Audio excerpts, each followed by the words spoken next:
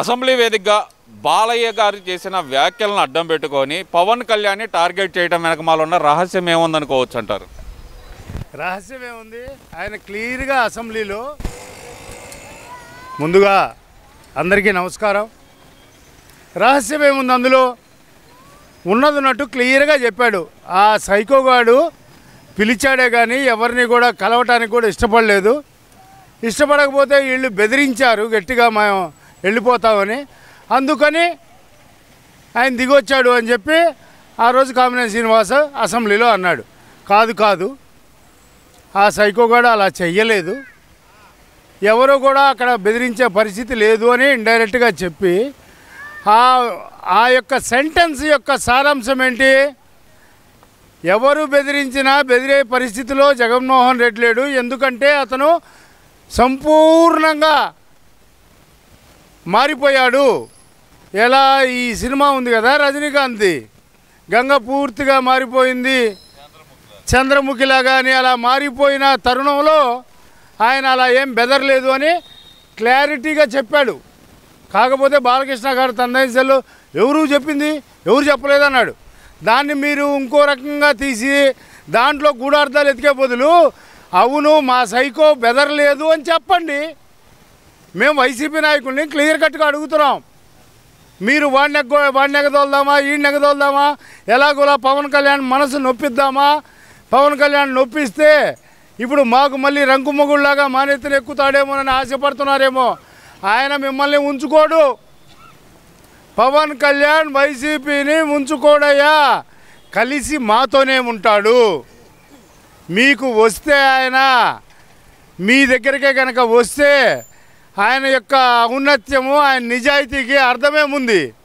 ఒక నిజాయితీపరుడైన నిష్కలంకమైన నాయకుడు ఎటువంటిది ఆశించకుండా అధికార మార్పిడి కోసం పోరాడి మిమ్మల్ని ఢీకొట్టి మిమ్మల్ని మట్టి కాలరాస్తారని చెప్పి మాట ఇచ్చి ప్రజలకి ముందుకొచ్చాడు. కాబట్టి ఆయన నిజాయితీని పట్టుకొని ఆయన్ని నమ్మి ఆయన కార్యకర్తలు కానీ ఆయన ప్రజలు కానీ తెలుగు జగన్మోహన్ రెడ్డిని కిందకి దించారు అనటంలో ఎటువంటి సందేహము రాష్ట్ర ప్రజలకు లేదు.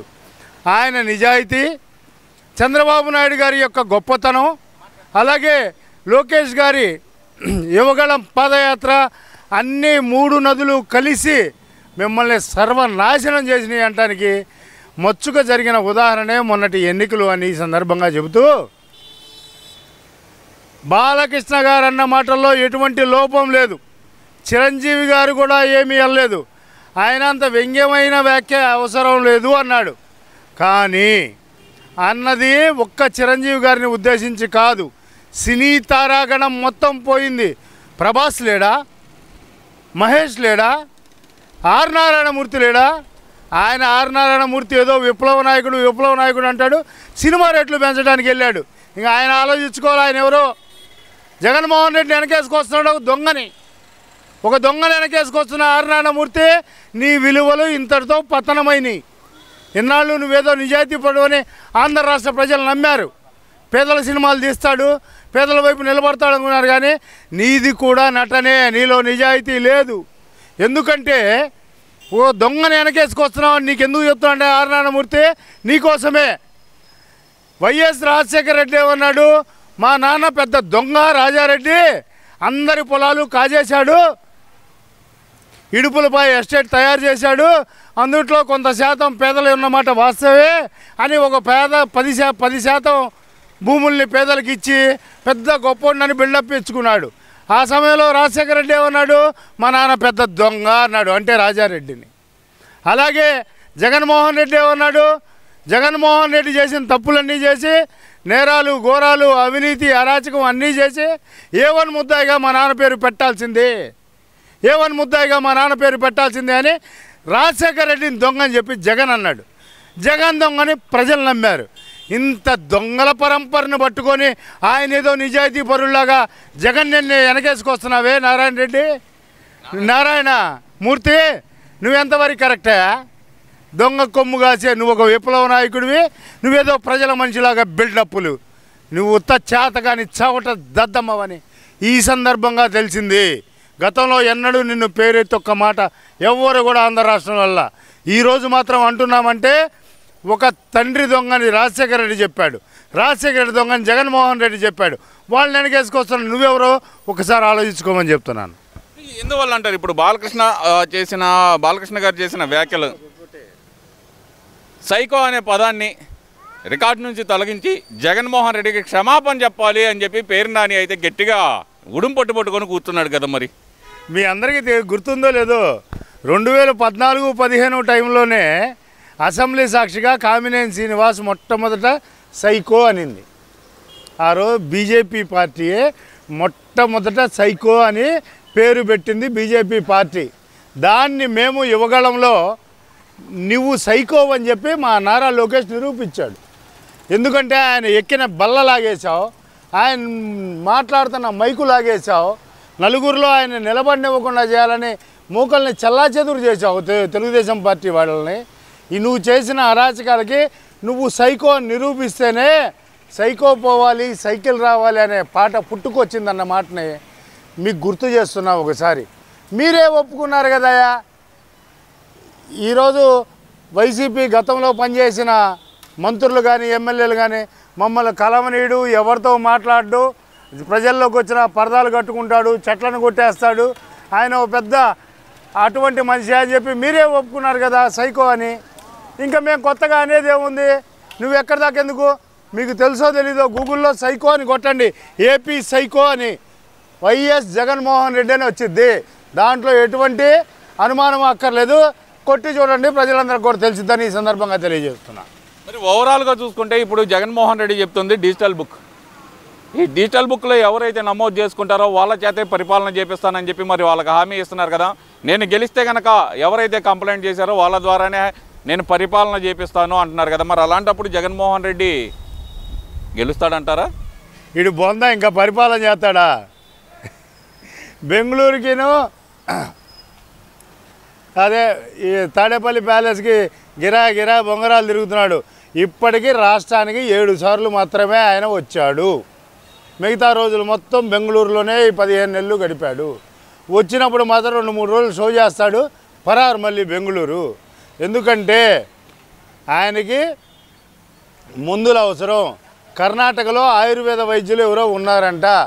ఆ ఆయుర్వేద వైద్యం అన్నా చేయించుకుంటూ తనకు పట్టిన పిచ్చికి ఏదో వైద్యం చేయించుకుంటున్నాడని కొంతమంది అభిజ్ఞ వర్గాల బోగట్ట వాళ్ళోళ్ళే చెప్తున్నారు. దానికి వెళ్తున్నాడు అని. ఈయన రోజు బోర్లా పడుకుంటే ఆకులు గీకులు పెట్టి రుద్దుతూ ఉంటారంటని అక్కడ అనుకుంటున్నారు. అలాగైనా సరే ఏదో ఒక రసమో బోసమో ఏ ఆకు రసమో రాసి ఆయనకు ఆ పిచ్చి తగ్గించి ప్రజలు నిన్ను నమ్ముకొని చాలామంది ఉన్నారయ్యా. పులివెందుల్లో నిన్ను ఎమ్మెల్యే గెలిపించారు. నీ పార్టీలో నువ్వు కాక 10 మంది ఎమ్మెల్యేలు ఉన్నారు. వాళ్ళలో 4 కొత్తగా ఎన్నికైన ఎమ్మెల్యేలు ఉన్నారు. వాళ్ళ మనోభావాలు, ప్రజల ఆలోచన విధానాలు అర్థం చేసుకొని అసెంబ్లీకి వచ్చి నువ్వు చెప్పదలుచుకుంది ఏదో చెప్పు. ఇకపోతే డిజిటల్ బుక్, ఈయన బొంద బుక్. ఇంతకుముందు డిజిటల్ బుక్ పిల్లలకి ఏదో చెబుతానని చెప్పి డిజిటల్ది ఇది బోర్డు ఉంటుంది కదా, ఆ బోర్డు మీద ఏదో దాంతో రాసి చెరపడానికి చేత్తో రుద్దుతున్నాడు. ఇంకా నయం సొక్కతో తొడవలా. ఈ తింగరోడికి పాపం తెలీదు. లేకపోతే ఇంతకుముందు పలకలు చిన్నపిల్లలు ఉమ్ము రాసి తుడిచేవాళ్ళు, అట్టయినా తుడుతాడే. షాక్ కొడతాయ్యా. అయ్యంతా కరెంటుకు సంబంధించిన ఎలక్ట్రికల్స్, ఎలక్ట్రానిక్స్. అలా కాదయ్యా, దానికి మళ్ళీ ఒక బటన్ ఉంటుంది, క్లియర్ చేసే బటను. ఇక అదన్నా తెలుసో తెలీదో. ఆ డిజిటల్ బుక్లో ఏమని రాస్తారా? మీరు ముందు నమ్ముకొని దొంగ ముందు అమ్మి సంపాదించిన డబ్బుల గురించి రాస్తారా? లేకపోతే మీరు భారతీ సిమెంట్స్ ఎలా పెట్టారో రాస్తారా? లేకపోతే పెన్నా సిమెంట్స్ నుంచి ఎంత దోచుకున్నారో రాస్తారా? లేకపోతే సాక్షి ఎలా పెట్టారో రాస్తారా? లేకపోతే మీరు దోచుకున్న డబ్బులు మొత్తం కూడా మీరు చేసిన అరాచకాలు ఎన్ని లక్షల కోట్ల అవినీతి చేశారో అది రాస్తారా? అవన్నీ రాసి తర్వాత ఒక్కటన్నా యువతలతో రాయండి. రాయటానికి ఇక్కడ ఏముంది? ప్రజా పరిపాలన, స్వచ్ఛమైన పాలన, ఇది మంచి ప్రభుత్వం. ఈ రోజున ప్రజలకి మర్చిపోయా, కొత్తగా మా ఆటో సోదరులకి రోజుకు 15 సంవత్సరానికి 15,000 చొప్పున ఈరోజే పడుతున్నాయి డబ్బులు. పండగ చేసుకున్నారు మా ఆటో సోదరులు 15,000 రూపాయల పథకంతో. ఎవరికైనా ఏమైనా చేశారా మీరు? ఎందుకు మీరు ఆర్బీఐ బ్యాంకు దగ్గరికి ప్రతి మంగళవారం పోవటమును, ప్రతి ఏపీ టెండర్లు తాకట్లు పెడతాం.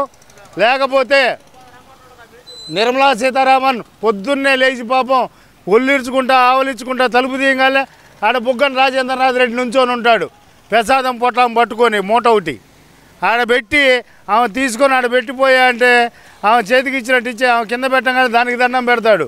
ఓహో పవిత్రమైందని ఆమె దండం పెట్టింది. ఇక మొత్తం చెబుతూ ఉంటాడు ఒంగోని ఒంగోని ఒంగోని. అట్లా అప్పులకి ఏ రోజైనా తిరుగుతున్నాడా ఈ 15 నెలల నుంచి మన రాష్ట్ర ముఖ్యమంత్రి? ఎంత బాగా అభివృద్ధి చేసుకుంటూ వస్తున్నాడు. పోలవరం నిర్మాణం ఏ రోజైనా ఆగిందా? వానైనా వరదైనా జరుగుతుంది కదా. అమరావతి నిర్మాణం ఏ రోజైనా ఆగిందా? అన్నీ తయారవుతున్నాయి కదా. మొత్తం సిమెంట్ రోడ్లు వేసి పారేసాడు కదా. రోడ్లన్నీ మెయిన్ లింక్ రోడ్లు, రూరల్ రోడ్లు మొత్తం వేశాడు కదా. నేషనల్ హైవేలు శుభ్రంగా కేంద్ర ప్రభుత్వం ఉంచుతుంది కదా. ఈరోజు ఏ లోటైనా సరే ఆంధ్ర రాష్ట్ర ప్రజలు స్వేచ్ఛగా హాయిగా ఉంటున్నారంటే ఒక మంచి ప్రభుత్వం పరిపాలిస్తుంది. ఒక మంచి పాలకుడు మా ముందున్నాడు. ఓ మంచి ప్రభుత్వం, డబుల్ ఇంజన్ సర్కార్ నడుస్తుంది కేంద్రంలో కానీ రాష్ట్రంలో కానీ. ఈ రాష్ట్ర ప్రజలకు మరొకసారి గుర్తు చేస్తూ ఈరోజు మా ఆటో సోదరులందరూ కూడా పండగ చేసుకుంటున్నారు. ఆటో వాడిని అన్నగారి రూటు వాడిని పాటలు పాడుకుంటూ పండగలు చేసుకుంటున్నారని ఈ సందర్భంగా తెలియజేస్తారు. మరి డిజిటల్ బుక్ అంటూ పెట్టారు. మరి డిజిటల్ బుక్లో మరి విడుదల రజనీ మీదే కంప్లైంట్ చేశారు. ఏంటంటారు ఈ కంప్లైంట్ల పరంపర? వాళ్ళ మీదే దాంట్లో కంప్లైంట్ చేయడం? నేను అనేది అదేనయ్యా, ముందు మీ అన్నీ రాయండి, ఆ పుస్తకం అయిపోద్ది. ఇంకా తర్వాత ఆలోచిద్దాం ఏదైనా ఉంటే. ముందు మీ సమస్యలు రాయండి అయ్యా. మీరు కాజేసిన డబ్బులు మీ రజనీ మీద పెట్టినవి, ఆ మల్లెల రాజేష్ దగ్గర 6.5 కోట్లు కాజేసినవి, సజ్జన రామకృష్ణారెడ్డి 2 కోట్లు వదిలేలే అని ఎందుకు అన్నాడు? ఏందా ఆ సంబంధం ఏంది?